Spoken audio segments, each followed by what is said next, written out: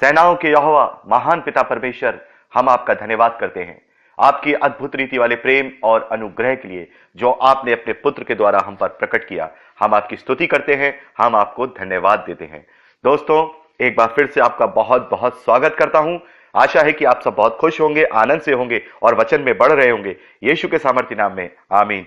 दोस्तों, आज का विषय है पवित्र आत्मा का साथ होना और पवित्र आत्मा को पा लेने में क्या अंतर है और उसके क्या क्या चिन्ह होते हैं, उसके क्या वरदान होते हैं और अन्य भाषा का वरदान क्या होता है। दोस्तों, शुरू करने से पहले आप सबसे मैं एक अपील करना चाहता हूं। प्लीज आप इस वीडियो को पूरा देखें ताकि आप पवित्र आत्मा के वरदानों को और पवित्र आत्मा की सहायता को समझ सकें।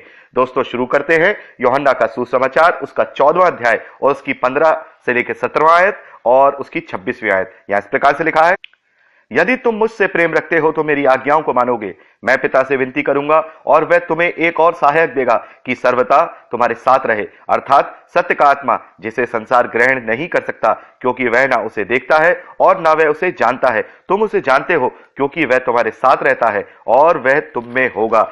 26वीं आयत में लिखा है, परंतु सहायक अर्थात पवित्र आत्मा जिसे पिता ने मेरे नाम से भेजेगा, वह तुम्हें सब बातें सिखाएगा और जो कुछ मैंने तुमसे कहा है वह तुम्हें स्मरण कराएगा, यानी कि याद कराएगा। दोस्तों, यीशु मसीह ने अपने चेलों से वादा किया कि मैं तुम्हें अकेला नहीं छोड़ूंगा, मैं तुम्हें अनाथ नहीं छोड़ूंगा। यदि तुम मुझसे प्रेम रखते हो, तुम मेरी आज्ञाओं को मानोगे, तो मैं पिता से विनती करूंगा कि वह तुम्हें एक सहायक दे ताकि वो तुम्हारे साथ रहे और वो सारी बातें जो मैंने तुम्हें सिखाई हैं वो तुम्हें स्मरण कराए, वो तुम्हें याद कराए। और यीशु मसीह कहते हैं कि वह तुम में होगा, वह तुम में वास करेगा।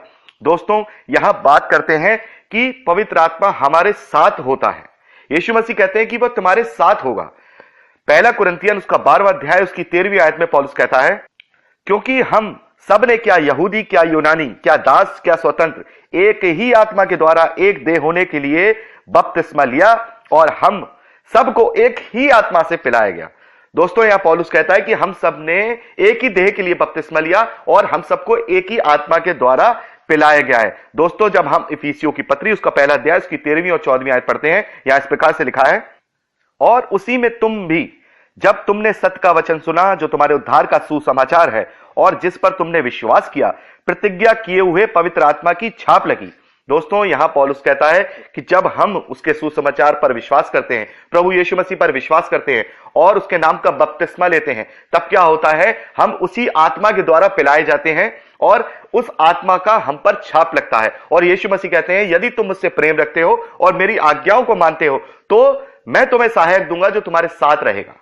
तो दोस्तों, जिस घड़ी हम प्रभु यीशु मसीह का अंगीकार करते हैं, प्रभु यीशु मसीह पे विश्वास करते हैं और उसके नाम का बपतिस्मा लेते हैं, उसी घड़ी से पवित्र आत्मा हमारे साथ रहने लगता है, हमारी अगुवाई करता है, हमारा मार्गदर्शन करता है और वो बातें जो प्रभु यीशु मसीह ने सिखाई हैं उन्हें हमें निरंतर याद दिलाता है ताकि हम उस पर चल सकें। तो दोस्तों, ये हो गया पवित्र आत्मा का साथ रहना।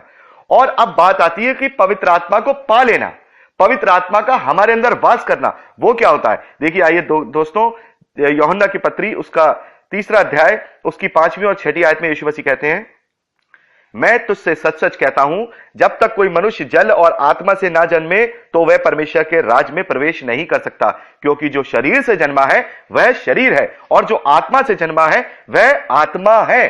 दोस्तों, यीशु मसीह कहते हैं कि तुम्हें आत्मा से जन्म लेना जरूरी है।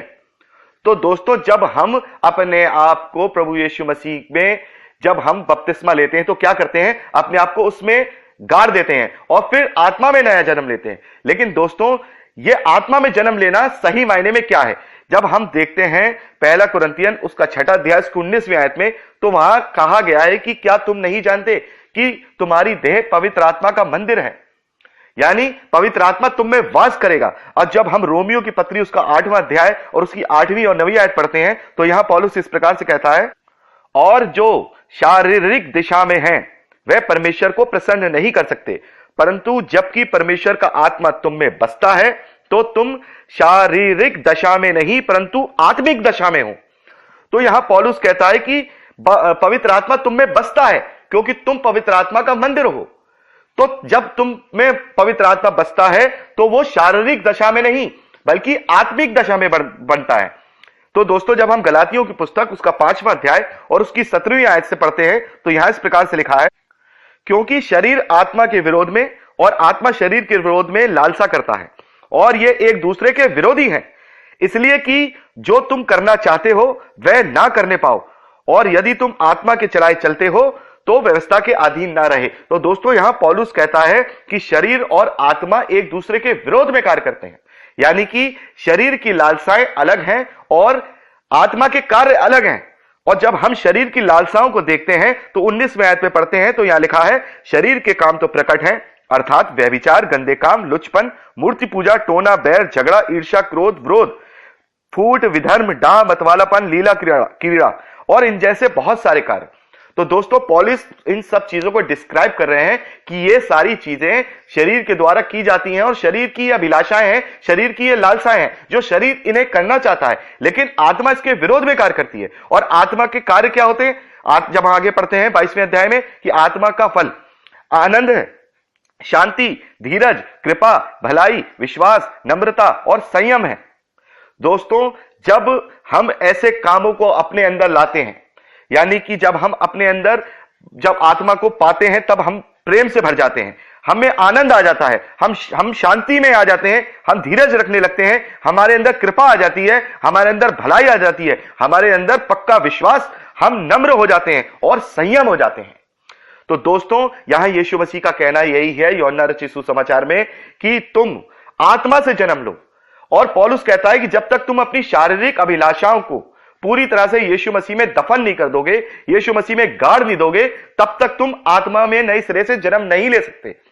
तो दोस्तों यीशु मसीह पर विश्वास करना, यीशु मसीह का अंगीकार करना, यीशु मसीह को पिता परमेश्वर का पुत्र मानना, यह एक अलग बात। और अपनी शारीरिक अभिलाषाओं को पूरी रीति से यीशु मसीह में गाड़ देना, जो अभी हमने देखा गलातियों 5 उसके 19 आयत में, कि जो कार्य है शरीर के, व्यभिचार, गंदे काम, लुचपन, मूर्ति पूजा, टोना, बैर, झगड़ा, ईर्ष्या, दोस्तों ये सारी चीजें जब तक हम पूरी रीति के साथ दफन नहीं कर देंगे यीशु मसीह के साथ और उसके साथ आत्मा की नई रीति से जन्म नहीं लेंगे, तब तक पवित्र आत्मा हम में वास नहीं करेगा।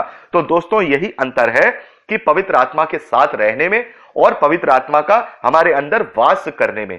जब हम अपने शरीर को पूरी तरह से शुद्ध कर लेते हैं, जब हम इस शरीर की गुलामी से छूट जाते हैं और आत्मा के द्वारा चलाए चलते हैं, जो आत्मा के फल हैं जब वो हम में पाए जाते हैं, हमारे स्वभाव में, हमारे चाल चलन में जब वो फल दिखाई देते हैं, तब क्या होता है? पवित्र आत्मा हमारे अंदर वास करता है। उससे पहले पवित्र आत्मा आपके साथ रहता है, यानी कि पवित्र आत्मा हर एक विश्वासी के साथ तो रहता है, लेकिन जब तक हम अपने आप को पूरी रीति से शारीरिक अभिलाषाओं में मार नहीं देते, तब तक वो हमारे अंदर वास नहीं करता, तब तक वो हम में होता नहीं है, तब तक हम पवित्र आत्मा को पा नहीं सकते। तो दोस्तों यहां पहला स्टेप यह हो गया कि पवित्र आत्मा हमारे साथ रहता है, और दूसरा स्टेप हो गया कि धीरे धीरे करके, नित नित करके हम अपनी शारीरिक अभिलाषाओं को मारें पवित्र आत्मा की सामर्थ्य और उसकी सहायता से, ताकि हम अपने आप को आत्मा का मंदिर बना सके, ताकि आत्मा हम में वास कर सके और जो वादा यीशु ने हमसे किया है उस अनंत जीवन का, वो हम पा सकें। तो दोस्तों जब आत्मा हम में वास करता है, जब आत्मा को हम पा लेते हैं पूरी रीति के साथ, तब क्या होता है? तब आत्मा के वरदान आत्मा हमें गिफ्ट के रूप में हमें देता है, और वो चिन्ह के रूप में होता है। और वो वरदान क्या होते हैं? अभी हमने जो पढ़ा वो हमारे कार्य हैं, जो हमारे स्वभाव में, हमारे चाल चलन में दिखाई देंगे, जो आत्मा के फल कहलाते हैं। लेकिन आत्मा के वरदान होते हैं, आत्मा के गिफ्ट होते हैं, जो जब पवित्र आत्मा हमें वास करता है तो हमें वो गिफ्ट देता है। पहला कुरिन्थियन 12वां अध्याय उसकी 4थी आयत और उसकी 8 आयत से लेकर के 11वीं आयत तक मैं पढ़ता हूं आपके लिए। वरदान तो कई प्रकार के हैं, परंतु आत्मा एक ही है। और 8वीं आयत से लिखा है, क्योंकि एक को आत्मा के द्वारा बुद्धि की बातें दी जाती हैं और दूसरे को उसी आत्मा के द्वारा ज्ञान की बातें, किसी को उसी आत्मा से विश्वास और किसी को उसी आत्मा से चंगा करने का वरदान, फिर किसी को सामर्थ के काम करने की शक्ति, और किसी को भविष्यवाणी करने की, और किसी को आत्माओं की परख, और किसी को अनेक प्रकार की भाषा, और किसी को भाषाओं का अर्थ बताना। दोस्तों ये सारे वरदान जब हम पढ़ते हैं, ये सारे वरदान पवित्र आत्मा के चिन्ह हैं, जो पवित्र आत्मा के द्वारा उस इंसान की एबिलिटी के अनुसार दिए जाते हैं। वो एक वरदान भी हो सकता है और वो एक से ज्यादा भी वरदान हो सकते हैं। तो दोस्तों यहां क्या है कि वो हमें बुद्धि दे सकता है कि हम परमेश्वर के वचन का प्रचार कर सकें। वो हमें क्या दे सकता है? ज्ञान दे सकता है, ताकि हम परमेश्वर के वचन की ज्ञान की भेद की बातें समझ करके लोगों को बता सकें। वो हमारे अंदर एक ऐसा पक्का विश्वास कैसे दे सकता है, उस विश्वास के द्वारा हम बड़े बड़े कार्य कर सकते हैं। वो हमें चंगाई करने वाला आत्मा दे सकता है, वो हमें सामर्थ्य के काम करने का आत्मा दे सकता है, वो हमें भविष्यवाणी करने का आत्मा दे सकता है, वो हमें आत्माओं की परख। दोस्तों, बहुत कम लोगों के पास ये वरदान है कि वो आत्माओं की परख कर सकते हैं, और वो किसी को अनेक प्रकार की भाषा और किसी को भाषाओं का अर्थ बताना, यह भी दान दे सकता है। पर दोस्तों, यहां क्या है?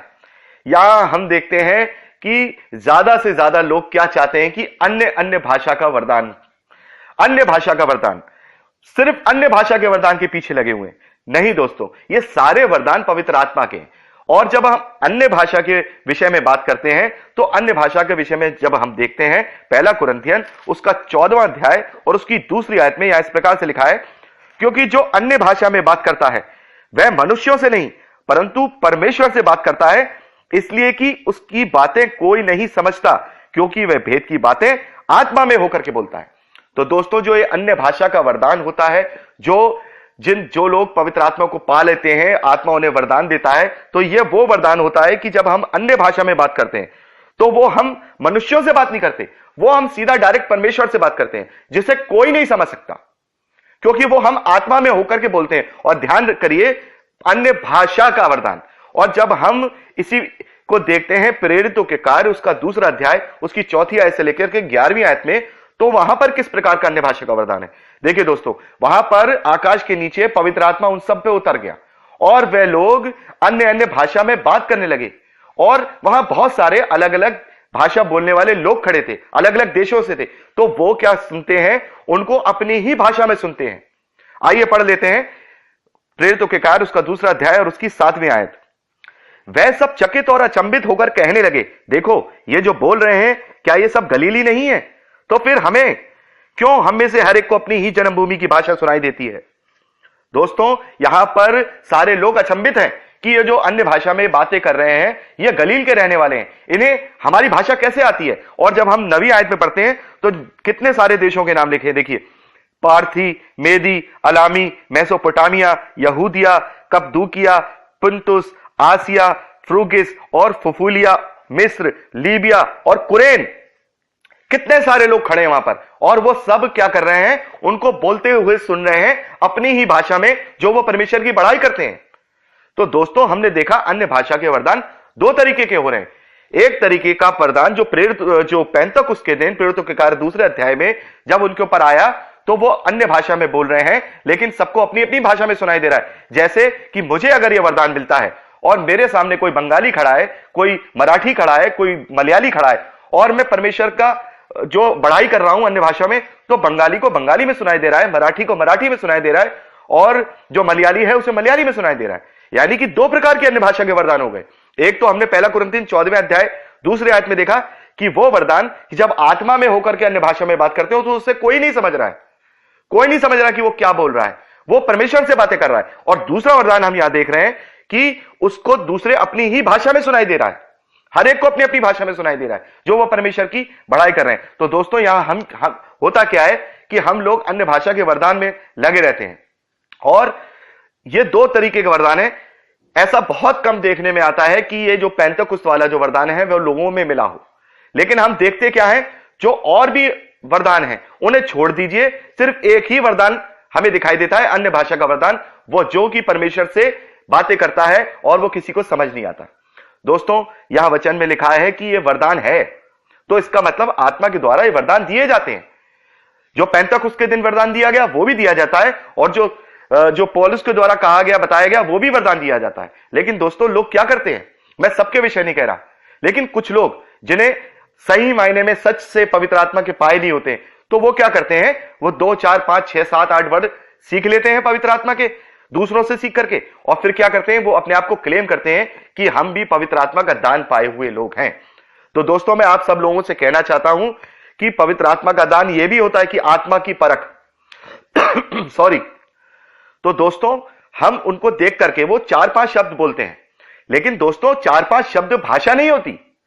जब हम देखते हैं 14वें अध्याय में पहले कुरिन्थियन में, तो वो परमेश्वर से आत्मा में होकर के बातें करता है और वो करता जाता है, वो लौलीन होकर के करता है, और वो कोई 4-5 शब्द नहीं, वो भाषा में परमेश्वर से बातें करता है, बढ़ाई करता है, उसे खुद भी नहीं मालूम वो क्या बोल रहा है। तो ये जो वरदान है, इसके लिए पौलुस क्या कहता है, जो ये वरदान है उसके लिए पौलुस कहता है, पहला कुरिन्थियन 14वां अध्याय उसकी 4थी और 5वीं आयत, यहां इस प्रकार से लिखा है, जो अन्य भाषा में बात करता है वह अपनी ही उन्नति करता है, परंतु जो भविष्यवाणी करता है वह कलीसिया की उन्नति करता है। मैं चाहता हूं कि तुम सब अन्य भाषाओं में बात करो, परंतु इससे अधिक ही यह चाहता हूं कि भविष्यवाणी करो, क्योंकि यदि अन्य भाषा बोलने वाला कलीसिया की उन्नति के लिए अनुवाद ना कर सके तो भविष्यवाणी करने वाला उससे बढ़कर है। दोस्तों, पौलुस कहता है कि मैं चाहता हूं कि तुम्हें अन्य भाषा का वरदान मिले, क्योंकि यह वरदान तुम्हें परमेश्वर के निकट करता है, ये आपकी अपनी आत्मिक उन्नति करता है। लेकिन उससे भी बढ़कर मैं ये चाहता हूं कि आप और अन्य भाषा और जो वरदान है उनके भी धुन में लगे रहो, ताकि कलीसिया की उन्नति हो सके। देखिए, जब हम 9वीं आयत पढ़ते हैं तो यहां क्या लिखा है, ऐसे ही तुम भी यदि जीभ से साफ साफ बातें ना कहो तो जो कुछ कहा जाता है वह कैसे समझा जाएगा, तुम तो हवा में बातें करने वाले ठहरोगे। तो दोस्तों, यहां पे पौलुस कहता है कि ये जो चिन्ह है ये अविश्वासियों के लिए है, ये विश्वासियों के लिए नहीं, ये आत्मिक उन्नति के लिए, आपकी खुद की आत्मिक उन्नति के लिए, ये कलीसिया की उन्नति के लिए नहीं है। इसलिए इसको तुम जो है गुप्त में करो। और यहां पर 12वीं आयत में कहता है, इसलिए जब तुम कभी आत्मिक वरदानों की धुन में हो तो ऐसा प्रयत्न करो कि तुम्हारे वरदानों की उन्नति से कलीसिया की उन्नति हो। इस कारण जो अन्य भाषा बोले वह प्रार्थना करे कि उसका अनुवाद भी कर सके। इसलिए यदि मैं अन्य भाषा में प्रार्थना करूं तो मेरी आत्मा प्रार्थना करती है, परंतु मेरी बुद्धि काम नहीं देती। तो दोस्तों, यहां पौलुस कहता है कि जब तुम्हें यह वरदान मिलता है तो इसका मतलब यह है कि आपने अपनी आत्मिक उन्नति करनी है, और जो आप परमेश्वर से बातें करते हो उस भाषा में, तो वो आपकी आत्मा की उन्नति करते हैं। लेकिन जो अन्य और वरदान है जो मिलते हैं, जैसे भविष्यवाणी का वरदान है, या पौलुस कहता है मैं चाहता हूं कि तुम्हें मिले, और मैं इससे बढ़ के चाहता हूं कि तुम्हें भविष्यवाणी का वरदान मिले, ताकि तुम कलीसिया की उन्नति कर सको, अपनी उन्नति के साथ साथ कलीसिया की उन्नति कर सको। और दोस्तों, पौलुस कहता है कि तुम, या देखिए हम जब पढ़ते हैं 23वें आयत को, अतः यदि कलीसिया एक जगह इकट्ठी हो और सबके सब अन्य भाषाएं बोले और बाहर वाले या अविश्वासी लोग भीतर आ जाएं, तो वह क्या तुम्हें पागल न समझेंगे? परंतु यदि सब भविष्यवाणी करने लगे और कोई अविश्वासी या बाहर वाला मनुष्य भीतर आ जाए तो सबके सब उसे दोषी ठहरा देंगे और परख लेंगे, और उसके मन की भेद प्रकट हो जाएंगे, और तब वह मुंह के बल गिरकर परमेश्वर को दंडवत करेगा और मान लेगा कि सचमुच परमेश्वर तुम्हारे बीच में है। तो दोस्तों, यहां पौलुस कहता है कि अन्य भाषाओं को अगर हम बोलेंगे तो दूसरा लोग क्या समझेंगे। और देखिए इस विषय में क्या कहता है, यहां 27वें आयत में पौलुस, यदि अन्य भाषा में बात करनी हो तो 2 या बहुत हो तो 3 जन बारी बारी से बोले और एक व्यक्ति अनुवाद करे, परंतु यदि अनुवाद करने वाला ना हो तो अन्य भाषा बोलने वाला कलीसिया में शांत रहे और अपने मन से और परमेश्वर से बातें करे। यानी पौलुस कह रहा है कि कलीसियाओं में ऐसे व्यक्ति शांत रहें यदि अनुवादक नहीं है, और वो अपने मन में परमेश्वर से बातें करे और अपनी आत्मिक उन्नति करे।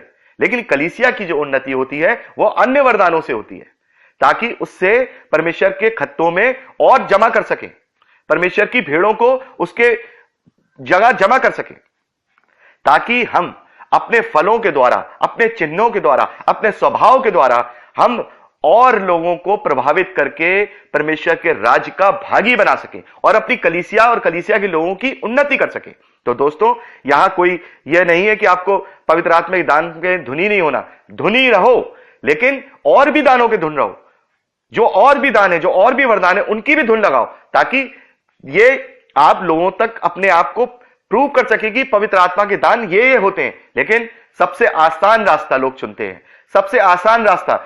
मैं सबके लिए नहीं कह रहा हूं, क्योंकि ये आत्मा का दान मिलता है और बहुत कम लोगों को मिलता है, क्योंकि हम देखते हैं जब तक हम अपनी शारीरिक अभिलाषाओं को, शारीरिक रीति को पूरी तरह से जब तक यीशु में दफन नहीं कर देंगे, आत्मा हमें वास नहीं करेगा। और जब तक आत्मा हमें वास नहीं करेगा तो हमें पवित्र आत्मा का कोई भी दान नहीं मिलेगा।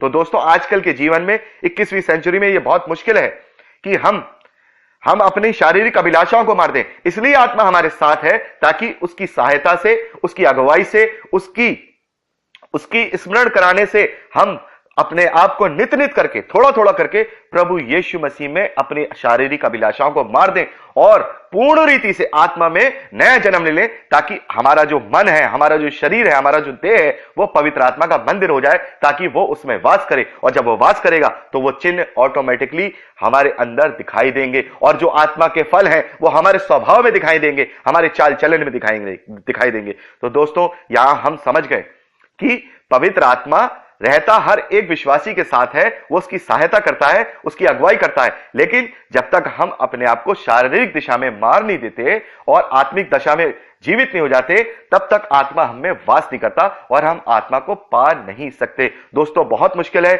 हम 21वीं सेंचुरी में हैं। यहां पर जब हम पहली सदी की कलीसिया को देखते हैं तो वहां क्या था? वहां पल भर में ही लोगों ने वचन को सुना और आत्मा उतर आया, क्योंकि उन्होंने अपने आप को उसी पल पूरी रीति से, शारीरिक रीति से मार दिया। लेकिन आज हम जब 21वीं सदी में रहते हैं तो यहां पर माहौल कुछ अलग है। वहां लोगों की नीड्स बहुत कम हुआ करती थी, लेकिन आज यहां हम इस तरीके से आडंबरों में फंसे हुए हैं, इस तरीके से शारीरिक लालसाओं में फंसे हैं। यहां हमें सिर्फ खाना पीना और रहना नहीं चाहिए। ये खाना पीना रहना तो सेकेंडरी हो गया है। लोगों को स्टेटस चाहिए, लोगों को अपना शान शौकत चाहिए, लोगों को 4 व्हीलर चाहिए, लोगों को बंगला चाहिए, लोगों को बड़े बड़े कार और घर और मकान चाहिए, ताकि उनका स्टेटस हो। लेकिन पहले की सदी में ऐसा नहीं था। लोगों के निम्न तरीके थे जीवन यापन करने के, वो खाने पीने में और कपड़े में और रहने में, और परमेश्वर से अपनी फसल के लिए या अपने भेड़ बकरियों के लिए प्रार्थना करते थे। लेकिन आज लोगों की आशीषें बढ़ गई हैं। लोग बहुत सारी चीजों के पीछे पड़े हुए हैं, इसलिए वो अपनी शारीरिक अभिलाषाओं को आसानी से नहीं मार पाते। इसीलिए हमारी आत्मिक उन्नति का जो स्तर है वो पहली सदी की आत्मिक उन्नति की जो स्तर है उससे बहुत कम है। बहुत कम ऐसे लोग होते हैं जो पूरी रीति से अपने आप को शारीरिक रीति से मार देते हैं, अपनी अभिलाषाओं को, अपनी इच्छाओं को, इस संसार की अभिलाषाओं को, इस शरीर की अभिलाषाओं को। कहीं ना कहीं छोटी छोटी लोमड़ियां क्या करती हैं? हमें दूषित करती रहती हैं, और पवित्र आत्मा हमारी सहायता करना चाहता है। लेकिन कभी कभी क्या होता है, हम अपने आप से अपने आप को ऐसा दूषित कर लेते हैं कि आत्मा हमें वास नहीं करता। और कुछ लोग अपने आप को ये झूठा क्लेम करते हैं कि हमने 5-6 शब्द सीख लिए और ये क्लेम कर दिया कि हमें पवित्र आत्मा का दान मिल गया। अरे, अपने आप को वचन के आईने से जांचो, क्या वाकई में तुमने अपने आप को शारीरिक रीति से पूरी तरह से प्रभु यीशु मसीह दफन कर दिया है? नहीं दोस्तों, बहुत सारे लोग हैं जिन्होंने अपने आप को पूरी तरह से शारीरिक रीति से पूरी तरह से अपने आप को दफन कर दिया, अपनी अभिलाषाओं को दफन कर दिया, और उन्हें गिफ्ट मिले हैं, बहुत तरीके के गिफ्ट मिले, और उन्होंने चंगाइयां दी लोगों के लिए भविष्यवाणियां की हैं, अन्य भाषाओं में बात की है। तो दोस्तों, यही फर्क है पवित्र आत्मा का साथ रहना और पवित्र आत्मा को पा लेना। कि पवित्र आत्मा तो हमेशा हर विश्वासी के साथ रहता है ताकि वो उसकी अगुवाई और मार्गदर्शन करे, लेकिन अपने अंदर पवित्र आत्मा को ग्रहण करना बहुत जरूरी है। क्योंकि यीशु मसीह ने यूहन्ना के सुसमाचार उसके 3 अध्याय उसकी 5वीं और 6वीं आयत में कहा है कि शरीर से जो जन्मा है वो शरीर से है, पर जो आत्मा से जन्मा है वो आत्मा है। यदि हम अनंत जीवन को चाहते हैं, यदि हम चाहते हैं कि परमेश्वर ने जो हमारे लिए आदि से रखा है वो हमें मिले, तो हमें ये करना होगा कि कोशिश करनी होगी, नित नित करके, धीरे धीरे करके, हम अपनी लिख लिख करके हमारे अंदर क्या बुराइयां हैं, कि हम कैसे अपने शरीर के गुलाम हैं, कौन कौन चीजों के गुलाम हैं, नित नित करके प्रार्थनाओं में लग करके, निरंतर प्रार्थनाओं में, और पवित्र आत्मा हमारा साथ देगा। पवित्र आत्मा का सामर्थ हमारे पर उतरेगा और हमारे अंदर ताकत आएगी उन चीजों से लड़ने की, ताकि हम अपनी शारीरिक अभिलाषाओं को यीशु मसीह के साथ सचमुच में दफन करके और उस नए शरीर के साथ, उस सही नई आत्मा के साथ आत्मा में जन्म ले, ताकि हमारा शरीर, हमारा देह पवित्र आत्मा का मंदिर कहलाए, ताकि पवित्र आत्मा हमारे अंदर वास कर सके। तो दोस्तों, हम समझ गए कि पवित्र आत्मा साथ होना और पवित्र आत्मा पा लेना में क्या अंतर है, और उसके क्या क्या चिन्ह होते हैं, और उसके क्या क्या वरदान होते हैं, और अन्य भाषा का वरदान क्या होता है। अन्य भाषा के वरदान 2 तरीके के होते हैं। एक वो जब हम परमेश्वर से बात करते हैं जिसे कोई नहीं समझ सकता, और एक अन्य भाषा का वरदान वो जब हम बोलते हैं तो हर एक को अपनी ही भाषा में वो भाषा सुनाई देती है। तो दोस्तों, परमेश्वर का हम धन्यवाद करें कि वह हमें अपनी भेद की बातों को बताता है। दोस्तों, मैं अपील करना चाहता हूं कि मैं जानता हूं आप लोग बाइबल पढ़ते हैं, लेकिन बहुत से लोग हैं जो बाइबल नहीं पढ़ते। तो अपने जीवन में एक नियम बनाइए कि आप बाइबल को कम से कम आधा घंटा रोज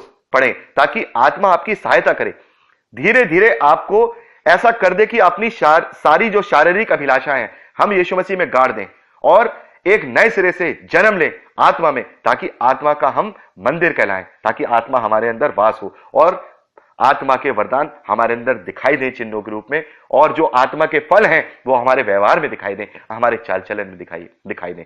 दोस्तों, मैं प्रार्थना करता हूं कि हम सब मसीह भाई बहन इन आत्माओं की वरदानों की धुन में लग जाएं, ताकि हमारा जो असली घर है, जो वो अनंत मिरास है, जो अनंत जीवन है, वो हम पा सकें।